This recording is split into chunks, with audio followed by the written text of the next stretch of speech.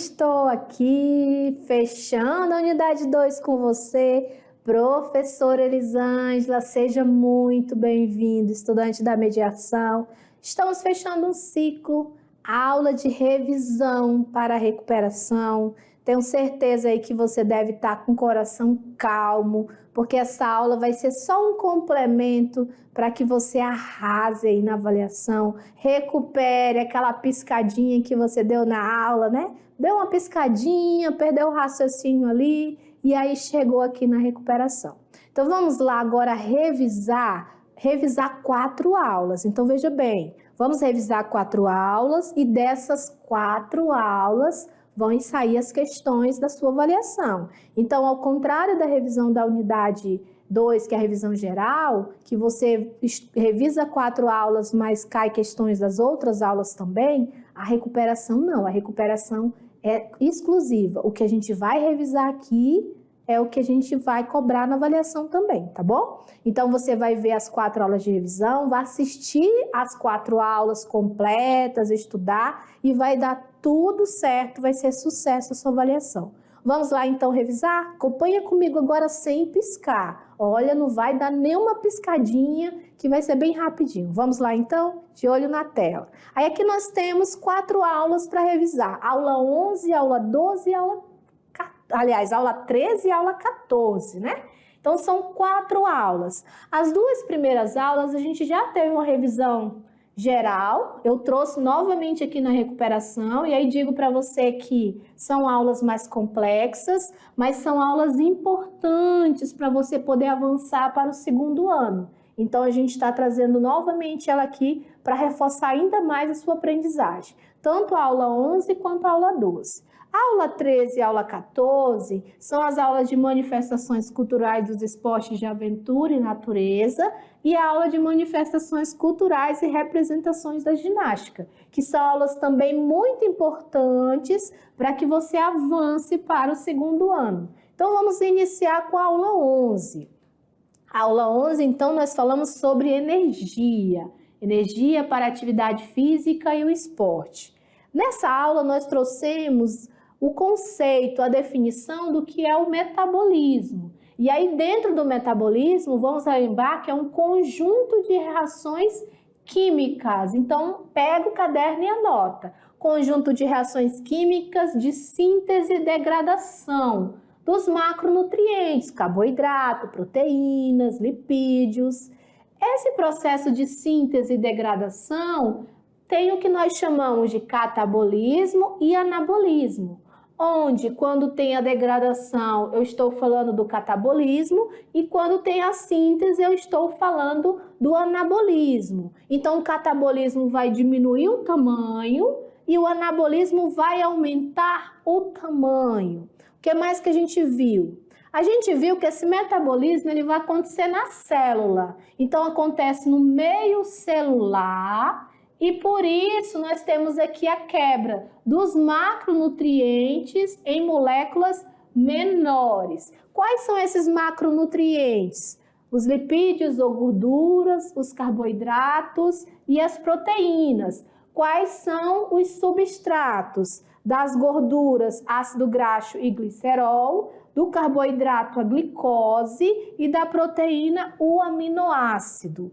Nós também falamos sobre o comportamento dos sistemas, né? Comportamento desses macronutrientes em situação de exercício físico, desde o exercício leve, moderado, ao exercício de alta intensidade. E nós aprendemos que em cada situação nós temos o que vai ser determinante aqui em relação ao nosso macronutriente, o nosso substrato energético. Então, aqui nós temos, no caso de repouso, os lipídios. Em casos de exercícios de leve, moderada intensidade, a gente também tem os lipídios. E no caso aí de alta intensidade, a gente percebe que o carboidrato é mais utilizado. E aí isso vai ter relação direta com o sistema de energia, o que a gente também viu na aula e vamos relembrar agora. Acompanha aí comigo sem piscar. Então vamos lá. Quais que seriam esses sistemas de energia? Então a gente tem o ATP-CP, que é o sistema imediato, Os 30 primeiros segundos aí é ATP-CP. O glicolítico, que é um sistema que vai durar ali em torno de até 2 minutos. E o sistema oxidativo, que vai predominar a partir do 5º minuto de exercício físico, desde que você esteja numa intensidade moderada. Então, a intensidade e a duração do exercício vão ser determinantes em relação a esse sistema de energia. Agora que a gente já revisou, hora de recuperar. Vamos ver se você está mesmo ligado nessa aula? Então, vamos lá. Tem uma questão única aqui para você. A partir do gráfico abaixo, que apresenta os sistemas de energia recrutados no exercício, pode-se afirmar que... Então, aqui eu tenho todos os 3 sistemas. O primeiro sistema, esse verde aqui, energia imediata. O segundo sistema, que é o glicolítico. E o terceiro sistema, que é o oxidativo. E aí, o que eu quero? Vamos analisar as afirmativas. Eu vou subir logo a resposta correta e aí nós vamos analisar por que não é as outras. A resposta correta é: a corrida de velocidade é um exemplo de exercício que recorre ao sistema ATP, CP, PC ou glicolítico. Aqui eu estou dizendo que a corrida de velocidade ela dura menos que 2 minutos. Isso que eu estou dizendo aqui, que é menos, é menor. Aqui eu estou dizendo na A que o chute no futebol vai recrutar o oxidativo. Aqui eu estou dizendo que eu vou demorar mais que 5 minutos para fazer um chute. Na B, está dizendo que a realização da maratona é predominantemente do glicolítico. Aqui eu estou dizendo 2 minutos. Então, vocês estão associando por que a resposta não está correta. Aqui diz, a cortada do vôlei, na D, é um movimento que recruta energia do sistema glicolítico. Novamente, eu estou dizendo que é 2 minutos. Ali. E aqui na E, eu estou dizendo, o levantamento de peso é um sistema que utiliza predominantemente glicolítico e oxidativo. Então, eu estou dizendo que eu demoro mais de 2 minutos para levantar o peso. Então, eu já consigo saber por que é a C a minha resposta correta. Vamos revisar agora a aula 12, sistemas, né? E aí nós vamos falar de atividade física e seus efeitos no músculo. O que a gente viu nessa aula? Nós falamos sobre a função e a estrutura anatômica do músculo, falamos sobre as propriedades funcionais, as adaptações musculares relacionadas à hiperplasia, que é o número de fibras que aumenta, né? E a hipertrofia, que aumenta o tamanho. Falamos dos tipos e características das fibras em relação a fibras do tipo 1 e tipo 2, que são fibras de contração lenta e contração rápida. E falamos também sobre os tipos de ação, concêntrica, excêntrica e isométrica.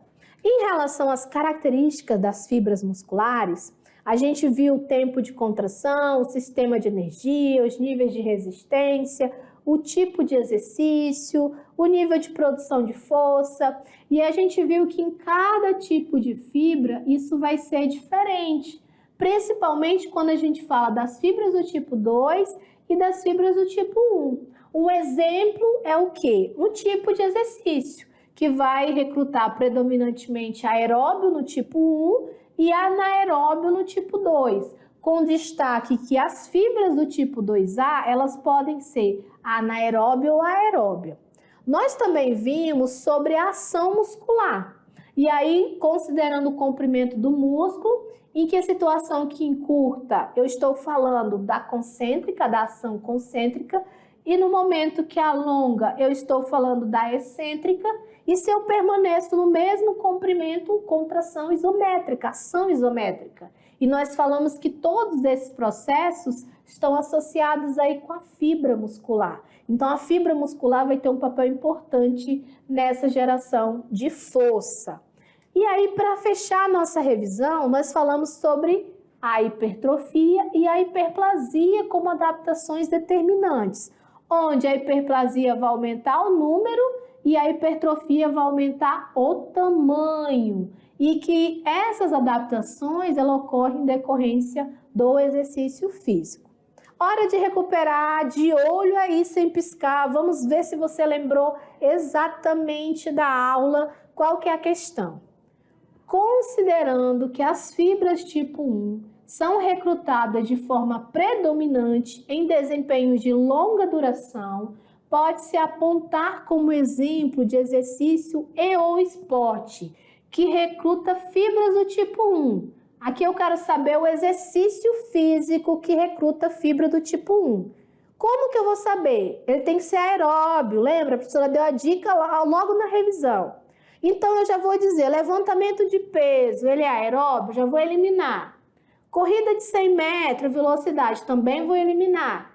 Aí o handebol tem cansaço, tem alta intensidade ali, ele pode ser aeróbio e anaeróbio, vou eliminar. Futebol do mesmo jeito, ele vai ter também aeróbio e anaeróbio. Então, o que é a resposta? Maratona. Maratona é um exercício que vai recrutar predominantemente tipo 1. Vamos revisar agora a aula 13, manifestações culturais dos esportes de aventura. O que a gente viu nessa aula? Nós falamos sobre o universo dos esportes de aventura. Essa aula foi muito maravilhosa. Falamos sobre os tipos e características dos esportes de aventura. Trouxemos também alguns tipos e características dos esportes de natureza. E aí alguns exemplos que nós temos: o trekking, o rapel, slackline, o ciclismo, arvorismo, skate, escalada, entre outros mais, né, como esportes associados aí no contexto de práticas de aventura ou natureza. Falamos também disso em Rondônia, né, como que estão essas práticas em Rondônia. As definições e os benefícios, né, os locais de prática desses esportes na natureza, esportes de aventura. Qual que é o destaque que eu quero dar para você aqui nessa revisão? Qual que é a diferença, né? Como que eu identifico um esporte de aventura e um esporte radical? E aí nós trouxemos como dica que você vai calcular o risco, né? O risco é um fator para você poder identificar quando é de aventura e quando é de natureza. Por quê? Porque no esporte de aventura você tem uma incerteza em relação ao risco. No esporte radical esse risco é calculado. No esporte de aventura você pode fazer no ar, na neve, no gelo, na água. No esporte radical vai requerer manobras arrojadas e controladas. No esporte de aventura você vai praticar em ambientes naturais ali, e no esporte radical pode ser natural ou artificial. A gente também viu os benefícios, né, da atividade para o meio ambiente, para a produção de valores, construção de valores aí, o potencial, as sensações, né, as emoções que essa prática vai fazer, vai favorecer, a sensibilização e a conscientização ambiental. Hora de recuperar, então. Qual que é a questão aqui para a gente recuperar? De olho aí na tela. Na sociedade atual, a busca pelas práticas de aventura possui fins turísticos, recreativos, físicos ou educativos. Em relação à procura pelas práticas de aventura, pode-se afirmar que são exemplos de motivos. Então, aqui eu quero o que é exemplo. Veja bem. Então, eu vou subir já a resposta para a gente ganhar tempo. A minha resposta aqui é 1 em 2. Então, eu estou dizendo que a terceira não está correta. E por que a terceira não está correta? Porque a prática restrita a ambientes naturais, a palavra restrita já diz para mim que realmente ela não é restrita. Ela é preferencialmente feita lá, né? A ideia é que a gente trabalhe essa consciência, a sustentabilidade, então essa preservação, então essa palavra restrita já deixa a questão errada. Risco controlado e as condições de certezas, ok. Construção de valores pessoais e a superação, ok. Então a gente tem nossa revisão aí, questão única, gabarito, com certeza você acertou. Vamos agora revisar a aula 14. E aí, antes de eu chegar na aula 14, eu quero que você venha aqui, dá uma olhada para a prof, não pisca, a última aula de revisão, e eu tenho certeza que você vai fechar. Eu já estou dizendo que você vai gabaritar essa atividade. Você vai dizer: professora, verdade, eu consegui, porque está muito fácil, a prova está muito fácil, principalmente se você não piscar. Fica aí com a gente, sua avaliação vai ser sucesso. Vamos revisar a última aula? Acompanha comigo aí sem piscar. Então, nós temos a última aula, que é manifestações culturais e representações da ginástica. O que a gente viu nessa aula? Nós falamos sobre a introdução, a relação da educação física com a ginástica. Em um dado momento da história, associou-se a educação física à ginástica. Nós trabalhamos os inúmeros tipos, ginástica competitiva, não competitiva, ginástica artística, ginástica rítmica, ginástica acrobática e chegamos aqui na ginástica de condicionamento físico. E aí essa ginástica de condicionamento físico em relação ao próprio corpo, fazer exercícios com o peso do próprio corpo, com acessórios, com equipamentos e até mesmo a ginástica em academias. Refletimos também sobre os benefícios, dessa atividade física, os tipos e práticas dessa atividade física e também falamos sobre as capacidades físicas, principalmente nessa relação da ginástica com o condicionamento. Então, quando a gente fala do condicionamento, é desenvolver as capacidades físicas que são essenciais. A resistência, a força, o equilíbrio, a coordenação, são exemplos de capacidades físicas essenciais. E aí nós falamos também de alguns benefícios, e é óbvio que aqui não tem todos, são só alguns, que seriam a preparação para modalidades, o relaxamento, a manutenção ou recuperação da saúde, recreação e lazer, a competição, o convívio e interação social e a percepção e a imagem corporal. Numa perspectiva de ginástica de condicionamento, que é o que nós demos mais ênfase durante a aula, nós trouxemos que essa ginástica de condicionamento ela vai estar próxima do seu cotidiano e eu vou poder trabalhar exercícios que vão exercitar o próprio corpo e também aprimorar as capacidades físicas e a eficiência neuromuscular. E essa ginástica de condicionamento ela vai ter finalidades diversas, seja a estética, o esporte, a saúde, o lazer. Assim como também eu posso utilizar ela dentro de uma perspectiva funcional. E aí, quando a gente fala da ginástica no movimento funcional, a gente falou na aula que está presente em todos os movimentos que a gente realiza no nosso cotidiano. Por isso, a ginástica como movimento funcional. Vamos ver um pouquinho mais para fechar e a gente já está chegando no final? Então, aqui eu vou dizer, movimento funcional vai considerar esses movimentos que estão presentes na sua vida, os movimentos naturais, ou até mesmo utilizar o corpo, o próprio corpo e acessórios. Um dos efeitos primordiais seria essa habilidade de movimento, a força da região do core, do tronco, na verdade, e a eficiência neuromotora que o movimento funcional vai ajudar. Hora de recuperar, então, fechando a nossa revisão, questão aí para você. Na ginástica de condicionamento, o movimento corporal que aprimora a habilidade, a força da região do tronco e a eficiência neuromuscular caracteriza-se como sendo... Essa daqui está muito fácil, Porque eu acabei de revisar com você. Eu até vou subir logo a questão, é um movimento funcional. E é por quê? Porque é um movimento corporal que vai trabalhar tanto a habilidade, a região do tronco e a eficiência neuromotora.